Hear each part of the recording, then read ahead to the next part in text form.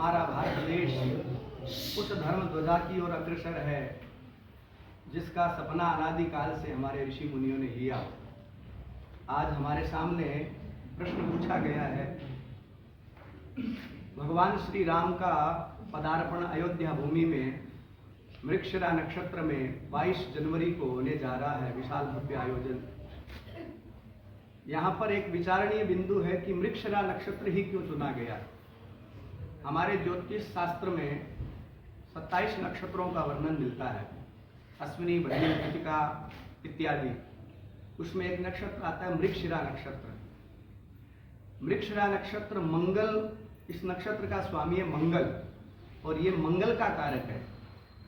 इस नक्षत्र में जिस बालक का जन्म होता है वो सुदृढ़ होता है और दृढ़ संकल्पी होता है, और इस नक्षत्र में जो भी कार्य किया जाता है कालांतर में वो व्यवस्थित हो, उसमें किसी भी प्रकार की दिक्कत ना हो, कोई प्रकार का व्यवधान ना हो। धर्म, अर्थ, काम और मोक्ष, ये 4 पुरुषार्थ प्रत्येक प्राणी के जीवन में महत्व रखते हैं। वाल्मीकि रामायण में एक श्लोक आता है, रामो विग्रवान धर्मः।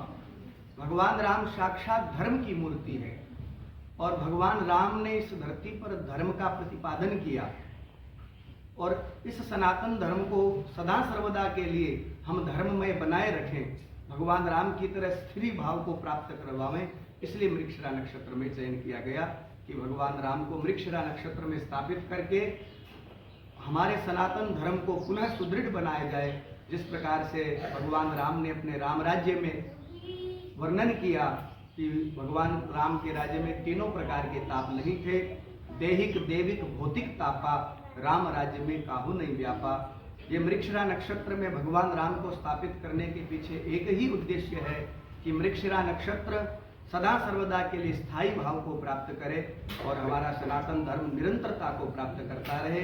जिस प्रकार से राम के राज्य में कोई प्रकार की व्यवधान, दिक्कत नहीं थी, ऐसे ही हमारे भारतवर्ष में भगवान राम उस अयोध्या की राजधानी में बैठ करके समग्र संसार का ध्यान रखे और वो 3 प्रकार के ताप, देहिक ताप, देविक ताप और भौतिक ताप, इन 3 तापों से भारत देश को आज़ादी मिले और भारत देश सदा सर्वदा के लिए विश्व गुरु बन करके हम सबका मान बढ़ावे। ऋषियों